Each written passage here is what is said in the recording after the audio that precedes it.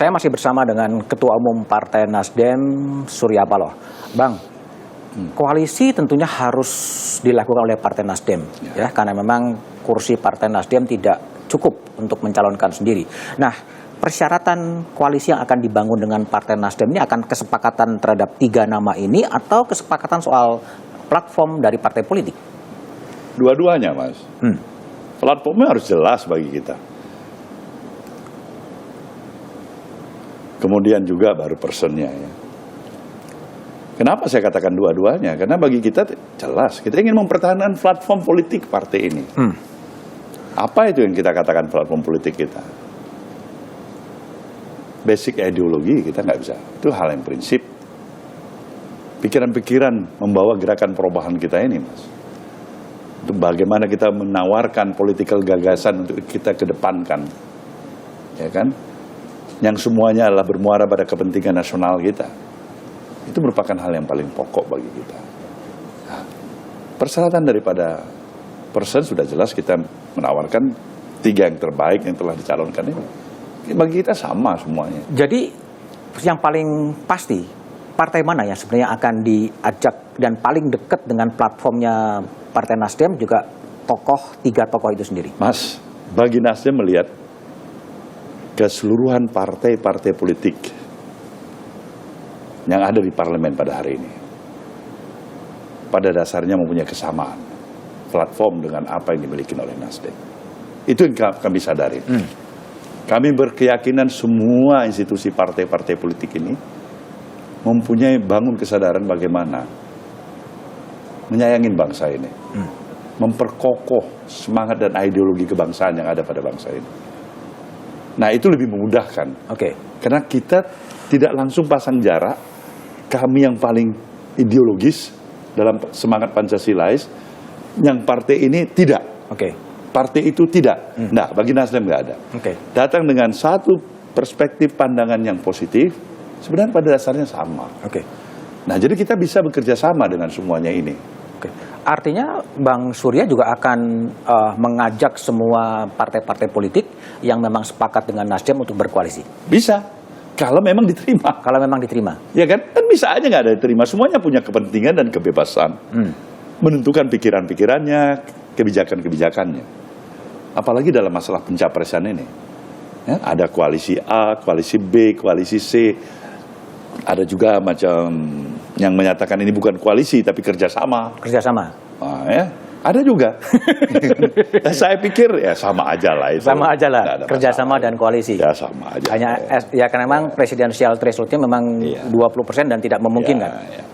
Jadi kalau yang paling dekat dari platform, Nasdem akan mengajak siapa sebetulnya? Mas, saya belum terpikirkan siapa yang paling dekat sama Nasdem. Jangan-jangan nggak ada yang dekat sama Nasdem. Nggak ada yang dekat sama Nasdem? Mas, bisa aja. Kok bisa? Bisa saja, karena ini subjektivitas. Juga ikut mempengaruhi rasionalitas itu sendiri. Jadi masing-masing institusi dan kebijakan-kebijakan institusi partai-partai politik yang ada tentu tidak terlepaskan oleh 2 faktor tadi. Aspek pendekatan rasionalitasnya, interestnya, subjektivitasnya. Itu pasti ada. Kan juga sudah ketemu dengan Pak SBY, dengan jajaran pengurus Partai Demokrat. Apakah ini sign bahwa kemudian Nasdem akan juga bekerja sama dengan Partai Demokrat? Kita berharap yang terbaik, Mas Budiman. Ya kan? Harapan yang terbaik, keinginan yang terbaik, ya kan? Mudah-mudahan itu bersambut baik. Tapi kan kita belum bisa memastikan itu. Kalau saya katakan saya yakin dan percaya, pasti saya akan dapatkan dukungan dari partai ini. Partai itu, wah bisa mabok kita nanti. Tapi mungkin nggak nanti ketika penjajakan kerjasama atau penjajakan koalisi adalah bargaining soal siapa yang akan menjadi calon wakil presiden? Bagi Nasdem ada hal yang paling penting ditawarkan. Satu, kepentingan keutuhan bangsa ini. Satu, agar pemilu berkualitas. Kita mau sepakat, kita menyelenggarakan aktivitas kegiatan dalam kebersamaan kita bersama-sama, tapi dengan tekad menghindarkan propaganda murahan. Propaganda murah? Iya. Apa itu? Saling menghasut, saling menghina, itu menurut saya propaganda murahan itu. Itu jangan. Ini sepakatin dulu kita. Lalu? Kedua, kita barangkali menempatkan keinginan kita bersama. Untuk apa kita bersatu kalau enggak untuk mencalonkan calon kita dengan harapan dia juga bisa memenangkan kompetisi. Jadi pikiran ini dulu. Kalau kita ingin memenangkan kompetisi, ya kan? Maka di sini bukan faktor harus punya aku, harus punya kamu. Tapi apa yang terbaik? Ini Mas. Jadi itu menghindarkan subjektivitas semata-mata. Saya mau kalau ini calon saya. Tapi menurut pandangan, katakanlah dalam pembicaraan, dalam analisa bersama, tidak saling memperkuat. Nah itu juga sayang. Kita harus bisa saling memperkuat hingga terjadi kesepakatan. Memang inilah yang terbaik. Jadi sekali lagi kita cari yang terbaik, Mas. Dalam politik kadang-kadang memang tidak ada yang tidak mungkin karena memang possibility bisa saja kemudian terjadi. Termasuk juga Nasdem berkoalisi dengan PDIP. Kenapa tidak, Mas? Kenapa tidak? Kan sudah bekerja sama lama juga sebenarnya. Kenapa tidak? Sudah ada penjajakan ke arah sana? Belum. Tapi kan hal yang sama Mas harus tanyakan kepada PDIP juga. Apakah ada kemungkinan berkoalisi dengan Nasdem? Berkoalisi dengan Nasdem enggak? Bertepuk kan nggak bisa sebelah tangan, Mas. Iya. Tapi banyak orang yang juga kemudian membaca bahwa kemungkinan Bang Surya akan membangun poros sendiri, poros yang terdiri dari Nasdem, dari Demokrat dan dari PKS. Kemungkinan ke arah itu bisa saja, Mas. Tapi yang jelas, apapun poros yang dimiliki oleh Nasdem ini, Nasdem amat menyadarin membangun bangsa ini tidak bisa hanya sendirian, milik satu kelompok dan sendiri kita mampu untuk kita harus menyadari itu dibutuhkan seluruh rajutan untuk merajut kerjasama di antara kita. Karena begitu kompleksnya tantangan bangsa ini, itu harus kita sadarin. Kalau itu yang menjadi argumen dari Bang Surya, akan berapa calon yang akan bisa berkontestasi di pemilu 2024 dalam perspektif Surya Paloh? Saya pikir 3 calon. 3 calon. Artinya mungkin 3 poros lah begitu 3 poros. 3 poros. Tapi yang juga kekhawatiran saya dan juga kekhawatiran banyak orang, yang kembali bahwa pemilu itu hanya menciptakan keterbelahan sosial.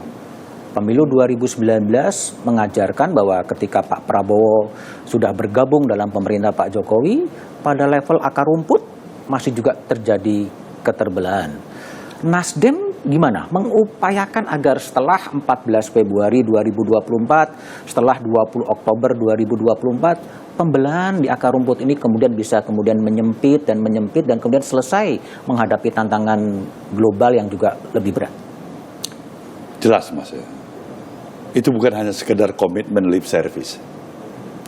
Itu adalah jiwa, itu adalah semangat, itu adalah spirit, itu adalah dignity Nasdem untuk tetap harus mendahulukan spirit persatuan, menghindarkan terbelahnya, ya kan? Semangat kesatuan kita berbangsa ini, itu yang kita perjuangkan, Mas. Nggak ada artinya ini. Bagi saya nggak ada artinya itu. Bagi Nasdem juga nggak ada artinya. Saya katakan tadi, saya ulang. Untuk apa pemilu, Mas?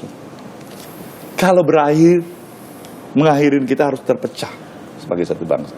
Bagus nggak ada pemilu. Itu pikiran-pikiran Nasdem. Lalu ikhtiar dari Partai Nasdem untuk tidak lagi pemilu sebagai upaya untuk membelah secara sosial, apa yang harus dikerjakan oleh partai dan oleh calon-calon presiden? Calon-calon presiden ini harus mendapatkan tip yang besar sekali, yang baik sekali, Mas. Adalah mereka menjadi suatu corong utama untuk menyerukan terus-menerus semangat persatuan ini. Karena menurut saya, Mas, mereka lah sebenarnya tumpuan harapan. Karena mereka sekarang ini yang digadang, yang mereka yang sedang dikedepankan menjadi pemimpin bangsa ini. Nah, mereka harus mulai berani mengambil inisiatif untuk mengedepankan pikiran-pikiran mereka. Apabila mereka nanti sudah terpilih menjadi calon tentunya. Itu mulai dia dengan kampanye-kampanye pemikiran yang mendorong semangat persatuan itu. Dia bukan hanya sekedar menyatakan pilihlah diriku semata-mata, ya kan? Dengan partai-partai pengusungku. Beyond daripada itu, Mas. Kita pilih Indonesia. Dan saya merepresentasikan aspirasi saudara untuk membawa pikiran-pikiran besar ini, membangun bangsa ini. Itu yang kita harapkan. Oke. Ada kekhawatiran juga bahwa continuity dari pembangunan, kelanjutan dari pembangunan, itu apakah kemudian pemilu 2012 meneruskan kebijakan-kebijakan pembangunan yang sudah ada, atau kemudian terjadi diskoneksi sehingga sejarah kembali tidak dimulai dari nol lagi. Bang Surya gimana memandang pemilu sebagai continuity itu? Sayang sekali kalau continuity itu terjadi discontinuity, Mas. Sayang. Jadi apa yang telah dicapai oleh hasil kerja keras Presiden Jokowi sampai saat ini, dengan seluruh waktu, tenaga, pikiran, dan dedikasi yang diberikan, itu tidak berlanjut, sayang. Maka bagi Nasdem dia harus upayakan. Kalau dia mencalonkan calon presidennya, dan insya Allah presidennya itu terpilih, satu hal yang jelas, dia harus mampu melanjutkan continuity daripada pembangunan yang sudah dijalankan selama ini. Itu nggak ada boleh tawar-menawar, Bang. Oke. Itu untuk kepentingan kita semuanya. Oke, tapi kan itu artinya juga menjadi semacam prasyarat bagi bakal calon presiden yang dinominasikan oleh Nasdem untuk menempatkan continuity pembangunan sebagai sebuah syarat untuk menuju ke situ. Jelas. Kalau itu saya nggak malu-malu. Itu syarat mutlak, Mas, bukan hanya syarat. Kalau nggak ngapain kita calonkan dia?